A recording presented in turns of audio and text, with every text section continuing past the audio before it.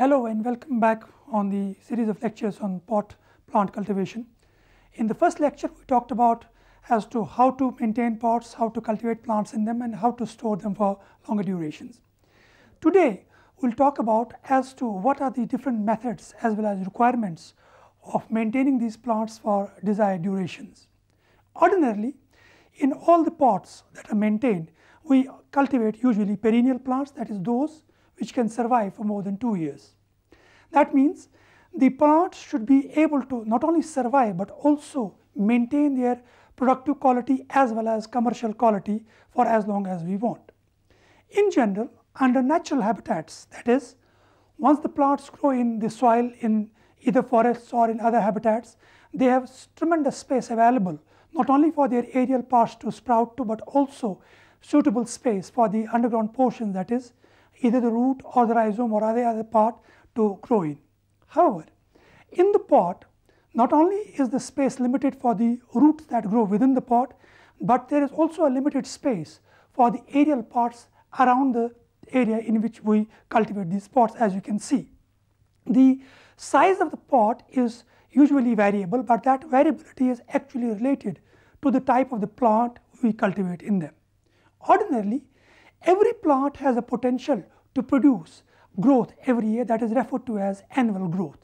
That annual growth can be not only in the aerial portion, but also in the underground parts. Ordinarily, the roots or the rhizomatous portions, or wherever we have bulbous plants, in those the rooty portion or rhizomatous portion or bulbous portion increases in its size, as you can see, as long as it is surviving. That means the size is improving. That size improvement or size increase in turn is not having space for the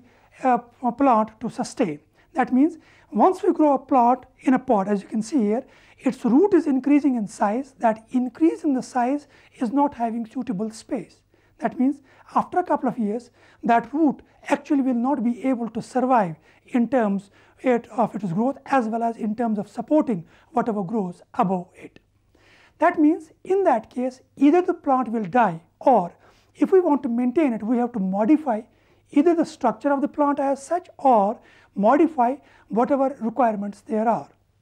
In such cases, what is done is that at the end of each growing season, that is either in the months of autumn or in the early months of spring, each of these pots are selected wherein the plant shows tremendous increase in size of both aerial as well as underground parts, as you can see here. And then these plants are dug out so that one can see as to whether its root portion or underground portion is in terms of size suitable to the pot size that we are using. If there is any variability in terms of size of the two, in that case we have to start pruning of the underground as well as the aerial portions. Again, you can see it here.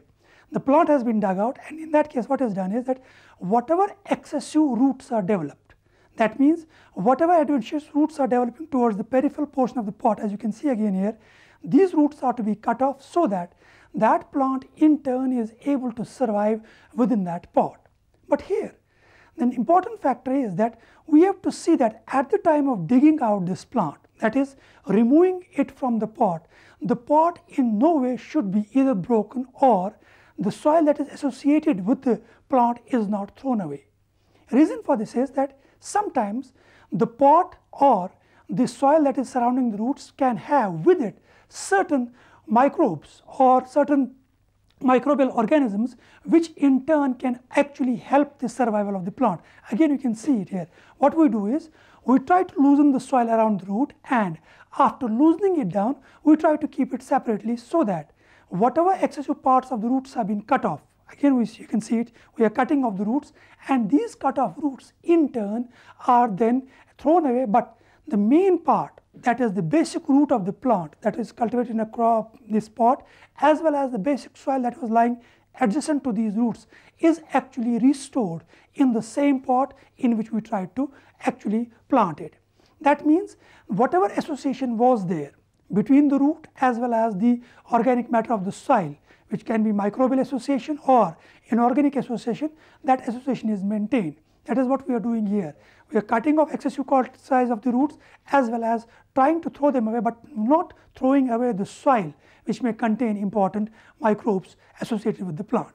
Then this same plant is either planted in the same pot, or we can sometimes even replace the pot depending upon the size variation in the roots. Again, you can see in some cases the size of the root is the same, we are not in need of improving this pot size, but in some cases you can see the root size or the rhizome size is so large that we have to sometimes replace smaller pots by larger, as well as those pots in which a potential to sustain these plants is there. That means we can ordinarily maintain the plant for as long as we want, provided we are able to actually anatomically as well as structurally modify its length as well as size of both above ground as well as the underground portions. However, it has been seen that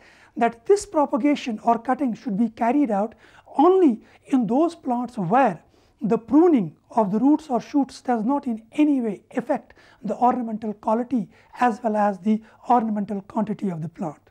For example, in some plants, if we cut off the aerial parts, it has been seen that aerial part cutting in turn is able to actually destroy the commercial quality in terms of the flowers that it produces as well as the size of the flower that it is producing. However, in some cases, even if pruning is carried out of both aerial as well as underground parts, as you can see here, it does not in any way hamper the productive as well as the commercial quality of the plants.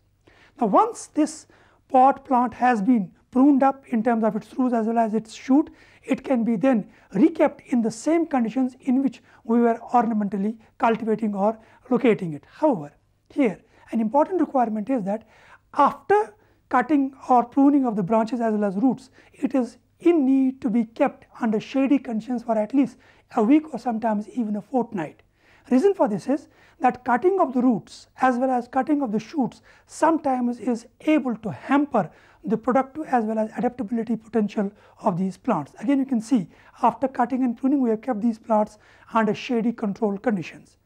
And second important factor is that after cutting and pruning, one should not add the fertilizers, both organic and inorganic, immediately. Reason for that is that if any cut off part of the plant gets directly exposed to the organic or inorganic nutrient, that accumulation or that absorption in turn can destroy the survival ability as well as the commercial quality of the plant. As you can see, again, in some cases the plant after cutting and pruning has dried up primarily because of addition of either excessive quantities of inorganic or excessive quantities of organic nutrients. Further, if after cutting and pruning we have added excessive quantities of water or carried out heavy irrigation, that also can sometimes destroy the habitat of the plant, wherein some of the soil can ooze out through the pore at the bottom of the pot, which in turn can also affect drastically the survival potential of these pots.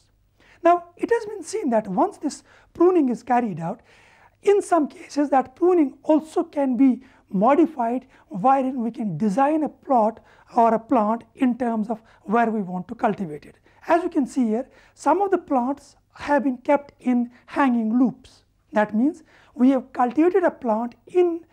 a way wherein its branches are able to loop downwards, so that pot is at the top. As you can see again, pot is at the top, its branches are looping downwards, and that looping branches in turn can produce ornamentals from top to the bottom of that hanger. However, in some cases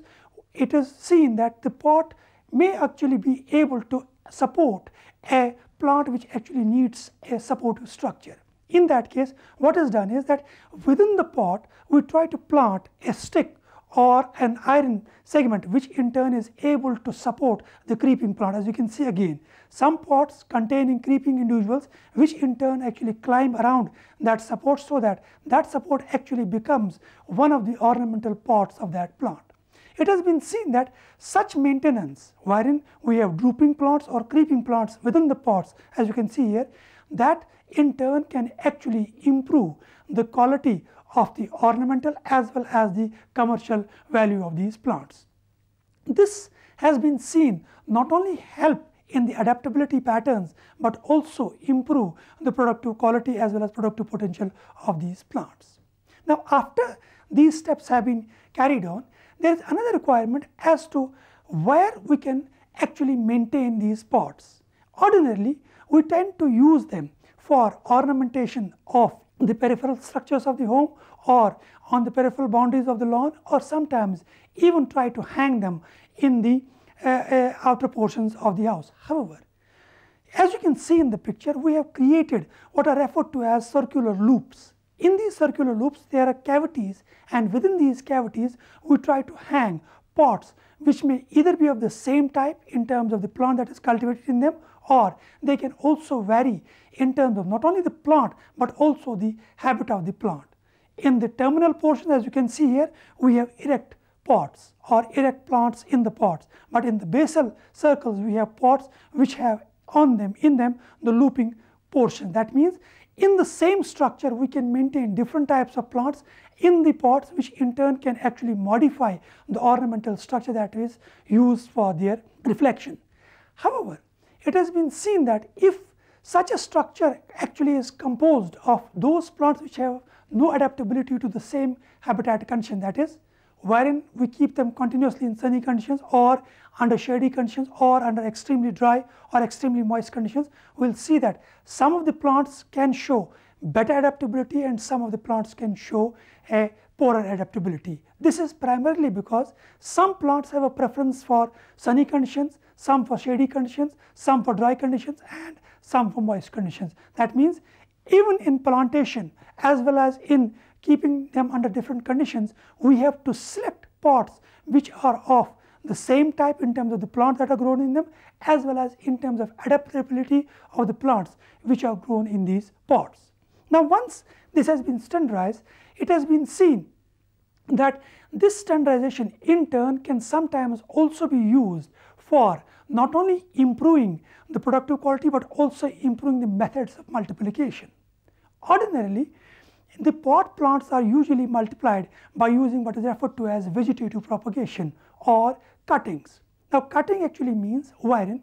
any part of the plant that is cultivated in a plant is cut off into segments, and each segment in turn has a potential to give rise to a new plant. Again, as you can see, what is done is a part of a plant that is an ornamental is cut off, and that part in turn is planted in a separate pot irrespective of whether it has a root or not. That shows that it has a potential to actually propagate or reproduce vegetatively, and that vegetative propagation in turn can be used to improve the commercial as well as the ornamental value of these. As you can see, in some pots we have not only one plant but multiple plants, and each plant actually is a result of the vegetative propagation of the plant. That means we have used either a branch or a branchlet or even a rhizomatous portion to cut into segments, as you can see here, and that each segment in turn produces a new plant. That means if a commercial producer has in the beginning only one plant, he can produce from that one plant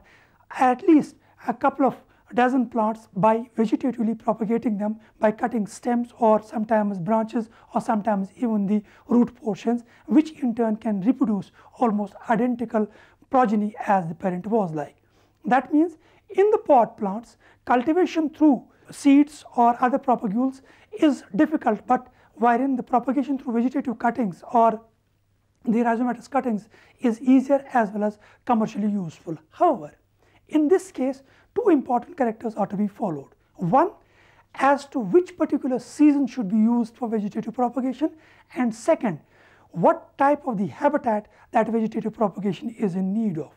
Ordinarily, vegetative propagation is carried out in the months of spring, especially in the months of March or April, wherein it has been seen that the growth season of almost any and every plant is prominent, and that means at that stage whatever cuttings are carried out for propagation purposes, each cutting in turn has a potential to give rise to a progeny on its own. However,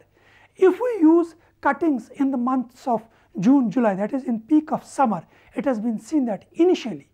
these cuttings may show adaptability, but subsequently these cuttings are not able to produce the progeny for which they were propagated. That means ordinarily one should follow the vegetative propagation in the months of spring, especially in the months of March and April, and then we should try to keep them under shady conditions so that in the shade they are not exposed to extremities of temperature as well as light and other conditions, and that extremity in turn does not in any way harm their survival. That means once we have carried out vegetative propagation and try to keep them under shady conditions, in those shady conditions each of these progenies is able to survive and give rise to a new plant which has almost identical ornamental as well as commercial value. However, in some areas, especially tropical areas, it has been seen that they can carry out propagation vegetatively in the months of September and October also. However, in temperate areas, especially areas of northern Himalaya, that is Kashmir, Himachal,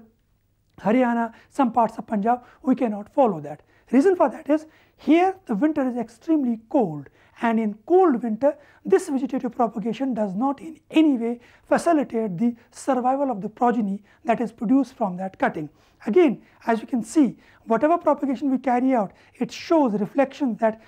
suitable season has produced a new youngster, while as an unsuitable season has produced a dead, almost a non-living entity as a result of the unfavorable conditions. These criteria have been seen very suitable for those wherein they try to commercialize the cultivation of these pot ornamentals. Then after vegetative propagation has been carried out, is it ordinarily possible as to see its ornamental production in the same season, or one has to wait for the next season for its ornamental production? Ordinarily, majority of the ornamentals, as you can see here, have a potential to produce their ornamental products, that is flowers as well as other foliar structures, in the same season, but there are a few wherein we have seen that the propagation through vegetative means in the first year produces only a vegetative individual, that is an individual which cannot produce flowers of ornamental value. As you can see here, it is producing only vegetative parts but no flowers, whereas in some cases it is able to produce a vegetative structure which also is able to produce some ornamentals in the first year also. That means vegetative propagation can help us not only in multiplication but also in terms of improving the number of ornamentally important plants. Then once this propagation has been achieved, is it possible to actually expect almost identical commercial value or ornamental value of the progenies in the same season or the next season, or one sees variability? Ordinarily, it has been seen that the cuttings that have been carried out, that is wherein we have used vegetative propagation as a means from ancestor to progeny, that actually produces almost identical type of the new generation. However, in some cases, very rare cases of course, it has been seen that vegetative propagation in turn is also drastically negatively affecting the progenies. That means if an ancestor was producing say 10 flowers per plant, chances are that the progeny may produce only 5 to 6 flowers per plant, giving actually a concept that vegetative propagation is sometimes also negative. But as I told you, it is very rare that vegetative propagation is also depleting the commercial or ornamental value of these plants. However, it has been seen that if we want to maintain the same quality, we must use the same habitat in which we try to cultivate them. That means a tropical plant in tropical conditions, temperate plant in temperate conditions, alpine plant in alpine conditions, so that whatever cuttings or vegetative propagation we have followed, that is actually able to help us in producing a progeny almost identical to what the ancestor was like. However, if we use say an alpine plant to be adapted to lower areas, in that case the chances are that even though the plant may survive, it will not be as good as the ancestor was, meaning thereby that we must actually try to see which particular type of plant we are trying to multiply or propagate and which type of requirements that plant has. For example, if a plant adapted to temperate areas is to be multiplied or propagated in tropical areas, it may be easy to multiply and propagate it, but that multiplication and propagation may not prove commercially or ornamentally as good as it may prove in the area of which the plant is. That means habit as well as the habitat of the plant is directly related to the area in which we try to not only use it as an ornamental, but also try to cultivate it as a pot ornamental. That means if a temperate plant is to be multiplied, it should be multiplied in temperate areas, then it can be traded to tropical areas, or if a tropical plant is to be multiplied, it can be multiplied and cultivated in those areas also in which we actually are not able to multiply it as such. Then another important concept that has arisen in the recent past is that sometimes those plants which essentially are commercially cultivated for production of fruits, for example, apple, bananas, oranges or lemons, these plants have also been sometimes cultivated as pot ornamentals. Even in temperate areas, people try to cultivate rubber plants as an ornamental in a pot. The question is, how do we cultivate such plants here? That means we have tried to actually modify the habit of the plant in terms of its size as well as in terms of the habitat to which we expose it, so that we can cultivate these in pots. As you can see, some of the plants which are essentially tropical or fruit yielding plants, those plants are cultivated at present in pots so that one can maintain them under those areas also in which ordinarily they are not available. For example, in areas of western India, Mumbai, etc., they cultivate apple under controlled conditions either in pots or in the polyhouse conditions, while as in Kashmir, that is temperate areas, we try to cultivate lemons as well as oranges, sometimes even bananas or sometimes even palms in the pots in the form of dwarf trees or in the form of dwarf bushes. This is primarily because we can actually transplant these pots, not the plant itself, but the plant as such, to those conditions which are suitable to these. For example, we sometimes try to store rubber plants or palm plants or even orange and lemon plants under humid conditions of a bathroom or a kitchen, wherein they can actually survive even in extremities of winter. That means pots can also be used not only for ornamental cultivation, but also for cultivation of those plants which essentially are not suitable to the tropical or even to temperate areas. That means the cultivation in pots has actually been used to alter the habitat condition as well as habit of the plant in which we grow. But here an important parameter is that during the extremities, be it tropical areas, that is summer, be it temperate or alpine areas, that is winter, we must artificially be able to produce a climatic condition which actually is suitable to the plant in which which we want to cultivate in these areas. As you can see, we refer to these as hot houses or pot houses or polyhouses. These are conditions, artificially created habitats in which we are able to maintain as well as store these pots for as long as we want. However, in these conditions, that is pot house, hot house or other glass houses, the maintenance of these pots is as per the requirements of the plant as well as per the conditions the plant is adapted to. That means pot cultivation not only helps us in improving the ornamental value as well as commercial value of these plants, but it also is actually able to introduce those plants which are not suited to different varying conditions, which in turn are available in different areas. That means pot cultivation can actually help us transportation of plants across countries, across continents, and that in turn can help us in not only exchanging plants of ornamental as well as commercial value, but also sometimes even getting those plants which ordinarily are not found in these areas. I hope that this concept of not only maintenance of these pot ornamentals, but also the exchange of pot ornamentals will help those who are interested in trying to earn revenues by exchanging as well as commercially cultivating these selected or specific pot ornamentals. Thank you.